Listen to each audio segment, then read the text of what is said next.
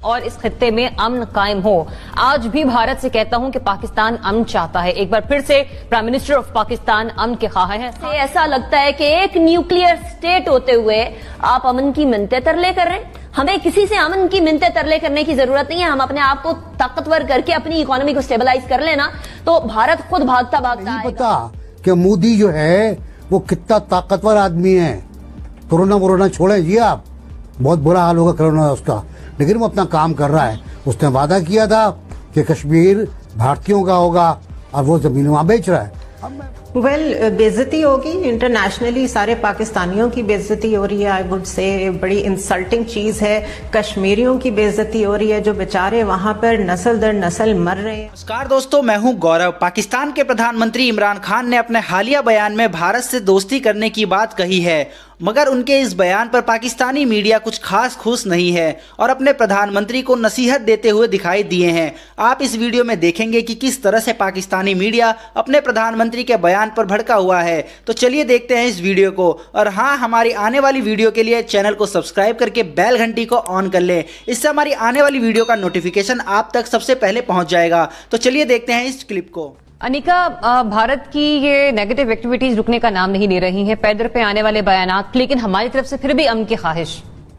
What an untimely and unnecessary statement Zaryab. कितनी ही ज्यादा ऐसी स्टेटमेंट जिसकी कोई तुक नहीं बनती, जिसकी कोई जरूरत नहीं है, जिसकी वजह से ऐसा लगता है कि एक न्यूक्लियर स्टेट होते हुए आप अमन की मिन्नतें तरले कर रहे हैं। हमें किसी से अमन की मिन्नतें तरले करने की जरूरत नहीं है। हम अपने आप को ताकतवर करके अपनी इकोनॉमी को स्टेबलाइज कर लेना तो भारत खुद भागता भागता आएगा। आप राहदारी भी फराहम कर देते हैं अफगानिस्तान की तरफ, आप जो है भारत को मतलब बाकी तरीके से भी सपोर्ट कर देते हैं, यूनाइटेड नेशंस के अंदर भी सपोर्ट कर देते हैं। भारत आपके खिलाफ एटफ के अंदर भी महाज बनाया होता है, भारत ने डिप्लोमेसी के अंदर भी सारे के सारे महाज आपके खिलाफ खोले होते हैं। भारत आइसोलेट पाकिस्तान की बातें भी कर रहा होता है। भारत का नेशनल सिक्योरिटी एडवाइजर भी पाकिस्तान की तरफ इशारे करके कह रहा होता है कि हम घुस के आपके यहाँ जो है वो अटैक करेंगे, और आप कह रहे हैं हम अमन के ख्वाह हैं। क्यों अमन के ख्वाह हैं हम ऐसे मुल्क के साथ जो कि हमारे यहाँ अमन नहीं चाहता, जो किसी तरीके से ये नहीं चाहता कि पाकिस्तान एक मुल्क के तौर पर, एक सालिम मुल्क के तौर पर, एक सॉवरेन स्टेट के तौर पर एग्जिस्ट भी करे, जिसको हमारी एग्जिस्टेंस एक बात आंख नहीं भाती है। आप उसको किस तरीके से अमन की बार बार हाथ बढ़ा रहे हैं एक ऐसे मौके के ऊपर जिस मौके के ऊपर आपको नरेंद्र मोदी के किसी तेवर से अमन झलकता हुआ नजर ही नहीं आ रहा।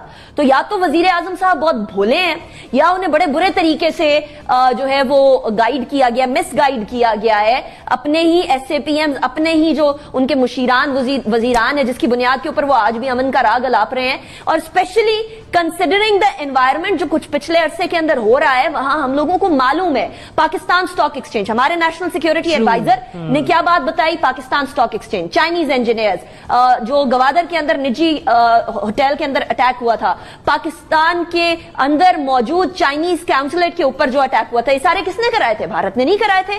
क्या हमें नहीं पता आर्मी पब्लिक स्कूल के जो अटैकर्स थे उनके कॉन्टैक्ट किस तरीके से इंडिया के साथ थे? फिर आप अमन की बात कर रहे हैं। आपके नेशनल सिक्योरिटी एडवाइजर ने बड़े ताबड़तोड़ हमले किए वहां के मीडिया के ऊपर और आप अमन की बातें कर रहे हैं। मेरे तो समझ से ऊपर की बात है ज़रियाब कि अमन की बात की क्यों जा रही है। अब ये बताने की जरूरत है, एक आंख उठाओगे दोनों आंखें फोड़ दी जाएंगी। That is the need of the time.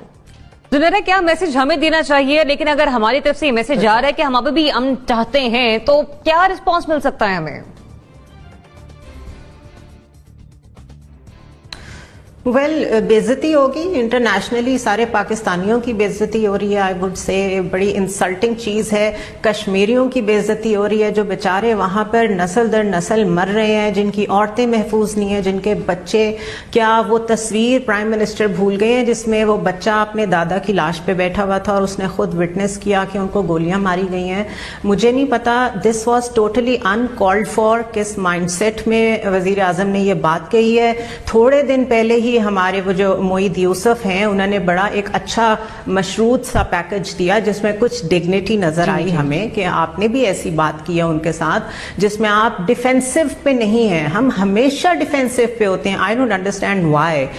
ये बात तो समझ में आती है कि हमारी जो मिलिट्री डॉक्ट्रीन है दैट इज डिफेंसिव ऑफेंसिव, लेकिन वो मिलिट्री माइंडसेट की बात है। वो बेहतर समझते हैं कि उन्होंने उसको अप्रोच कैसे करना है।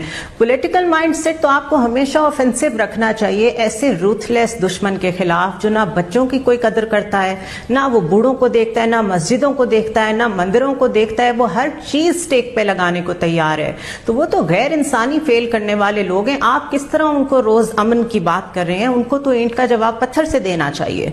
सो मेरे ख्याल है इससे बहुत जज्बात मजरूह हुए पाकिस्तानियों के भी, कश्मीरियों के भी, और आई डोंट नो कितनी अंडरस्टैंडिंग है प्राइम मिनिस्टर को इस बात की कि ये उन्होंने बहुत अनकॉल्ड फॉर बात की है। बुखारी साहब, जुनेरा ने अच्छा पॉइंट रेज किया है कि ऐसा हरीफ, एक ऐसा दुश्मन ना मस्जिद देखता है, ना मंदिर देखता है, ना गिरजा देखता है। हम उससे क्या होप रख सकते हैं कि वो अमन का प्रचार करेगा? हम खुद देख रहे हैं कि भारत में क्या कुछ हो रहा है। साहब कह रहे हैं कि ये बेवक्ता राग अलापा जा रहा है, इस वक्त जरूरत नहीं थी इस किस्म का बयान देने की। अगर बयान हमने दे भी दिया, प्राइम मिनिस्टर अगर चाह रहे हैं कि अमन कायम हो, तो भारत की तरफ से कैसा रिस्पॉन्स मिल सकता है? जब ये बेवक्त का राग अलापा जा रहा था 7वें सुर में और 6ठी अस्थाई में, तो उसी वक्त मैं समझ गया था कि इंडिया कल फिर कुछ करेगा। हिंदुस्तान बहुत अपने एजेंडे पर कायम मुल्क है। मैं कई बार कह चुका हूँ कि मोदी अपने वादे पूरे करता है, मोदी अपनी इंतखाबी मंशूर पर अमल करता है। उसने जो 2 मंशूर पेश किए, दोनों मंशूरों में ये बात थी। और आज 73 वर्ष के बाद, वो 73 वर्ष वाली गलती भी हमारी गलती थी जिसके से कब्जा हुआ कश्मीर के ऊपर। उसके बाद भी गलतियां हमने की, 62 में गलती की हमने, फिर हमने ऑपरेशन जिब्राल्टर में गलती की, सारे दस्तावेजात इंडिया को भेज दिए गए कि हम ये करने वाले हैं, छोड़ें। तो आज 73 साल के बाद जब हम यौम सियाह बना रहे थे, हमने जहारा दस्तूर पर 5 मिनट का ब्लैक आउट किया था। कराची में तो ब्लैक आउट रहता ही है। तो हिंदुस्तान एक नया नोटिफिकेशन जारी कर रहा था, और वो नोटिफिकेशन ये था कि अब मकबूजा कश्मीर में जायदाद खरीदने के लिए 10 साल का डोमिसाइल जरूरी नहीं है। अब any Indian citizen from Haryana, Patiala, Delhi, कराला, चेन्नई, एनीवेयर, तमिलनाडु, अंडमान, कोई भी भारतीय शहरी आए और आकर यहाँ पर जमीन खरीद ले। ये आज की कहानी है, 1 घंटे 2 घंटे पहले की, कि उसने तो आपको नहीं बख्शा, वो नहीं बख्शेगा। आप कितने ही अमन की बात करें। वो कहा था कि तू अमन के गीत न गा जब भेद तुझे मालूम नहीं। भेद नहीं मालूम हमको, हमें नहीं पता कि मोदी जो है वो कितना ताकतवर आदमी है। कोरोना छोड़े जी आप, बहुत बुरा हाल होगा कोरोना उसका, लेकिन वो अपना काम कर रहा है। उसने वादा किया था कि कश्मीर भारतीयों का होगा और वो ज़मीन वहाँ बेच रहा है। अब मैं वह मुफ्ती या फारूक अब्दुल्ला अवाम की उसके लिए कंजप्शन के लिए जो चाहें कहते रहें, हम उस पर एक बयान देंगे, ये नाकाबिल कबूल है। वो भाई पहले कौन सा आपने कबूल कर लिया था? हर चीज़ नाकाबिल कबूल थी। आपने कल फिर कहा कि मैं अमन की बात करता हूँ, हमारा मसला ये है कि हम लड़ें नहीं और मसले को हल कर लें। ये वक्त नहीं है इन चीज़ों का। हिंदुस्तान आज़ाद कश्मीर पर हमला आवर है, LOC के पार बच्चे मर रहे हैं, शहीद हो रहे हैं, औरतें शहीद हो रही हैं, बूढ़े शहीद हो रहे हैं। मकबूजा कश्मीर में क्या सूरत हाल है, अब तो उसका भी इल्म नहीं हो पा रहा। अब तो वहाँ से पैगामात आना रुक गए हैं, वहाँ से वाया दुबई पैगामात जो आते थे वो भी रुक गए हैं, वो भी गिरफ्तार हो गए हैं शायद लोग। तो वहाँ तो एक हब्स का आलम है, दम घुट रहा है, लोग मर रहे हैं, लोगों की आबरूरेज़ी हो रही है। हमें किसी भी पॉजिटिविटी की होप नहीं रखनी चाहिए, ना ही मोदी सरकार से ना ही भारत से। नहीं, क्यों होप? हम बेवकूफ हैं, हम बेवकूफ हैं। ठीक है, इमरान खान क्यों ना हो या फिर माजी की हुकूमतें क्यों ना हो, सभी ये कोशिश करते आई और हमने देखा है माजी में भी पाकिस्तान की तरफ से ही पहले अमन का हाथ बढ़ाया जाता था। लेकिन अब सिचुएशन यहाँ पे सिर्फ एक फरीक पर आकर नहीं बनती है, दूसरी फरीक को भी देखना है कि क्या वो भी इस खित्ते में अमन का ख्वाह है। क्योंकि 2 रोज पहले जिस तरह से हमने अजीत डोभाल के हवाले से बात की, वो कह रहे थे कि जिस तरह से आर्टिकल 370 पर नरेंद्र मोदी ने काम किया और वो कानून लाकर नाफिज कर दिया, हटा दिया गया, तो उसके साथ साथ राम मंदिर की जो सूरत हाल थी वो भी हमने देख लिया। अब हमें देख रहे हैं कि हमने नेक्स्ट मूव क्या खेलनी है। जनरल साहब, प्राइम मिनिस्टर ने तो कह दिया कि हम अभी भी अमन के ख्वाह हैं और हम चाहते हैं कि पाकिस्तान समेत पूरे खित्ते में अमन हो। भारत की तरफ से कैसा जवाब मिलने का इम्कान है? वो भी ये चाहता है कि अमन हो? देखिए, ये है बेवक्त की रागनी, जबकि भारत की तरफ से कोई भी ऐसी इंडिकेशन नहीं कि वो अपने रास्ते को तब्दील करना चाहता है। वो जिस डगर पे चला है वो चला जा रहा है। आप कश्मीर में देख लीजिए, अगले क्वेश्चन आपका आएगा, एक स्टेप के बाद दूसरा, दूसरे के बाद तीसरा, तो अमन है कहां पे फिर? अमन का तो ये रास्ता नहीं है कि भारत एक तरफा एक कदम उठाता चला जाए और हम उसको अमन की रागनी सुनाएं और तवक्को ये करें कि हमारे कहने पे वो अमन ले आएगा। वो तो नहीं होगा। अगर एक मुल्क अपनी एक स्ट्रेटजी लेके अपने मकासद को पूरा करने के लिए आगे बढ़ रहा है और वो मकासद सारे आपके मफादात के खिलाफ हैं, तो फिर अमन की बात करना तो बिल्कुल बेकार है। एक ऐसा मुल्क जो आपके साथ एक क्रिकेट मैच तक नहीं खेलता, उससे आप क्या तवक्को कर लें? अमन तो बात की बात है, चलिए पहले स्पोर्ट्स की फील्ड में ही आप एक दूसरे के सामने नजर आए, वो तक तो है नहीं। तो मैं समझता हूं कि ये इस तरह की बेतुकी और आउट ऑफ द प्लेस बातें करना, इनसे कुछ हल नहीं होता, कोई इनसे फायदा नहीं होता, आपको मिलता कुछ नहीं। अभी जब आप ये पहले ये रागनी हम सुना करते थे कि जी हम बातचीत के लिए तैयार हैं। भाई आप तैयार हैं तो दूसरी साइड तो आपको बात करने के लिए नजदीक नहीं आने दे रही, तो आप बात के लिए तैयार क्या है?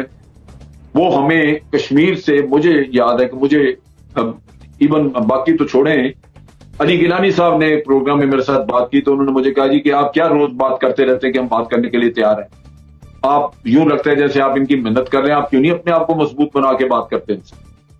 तो किस्सा कहने का ये है कि विल पावर आपने दिखानी है भारत को, एक अपना सख्त स्टांस दिखा के, आपने अपनी नाराजगी दिखा के, आपने बताना है उनको कि जो कुछ तुम कर रहे हो ये हमें जंग की तरफ धकेल रहा है और हम तैयार हैं, बजाय इसके कि आप ये रागनी अलापते रहे अमन वाली, जिसका ना मौका है कोई और ना ही कोई इसकी जगह है।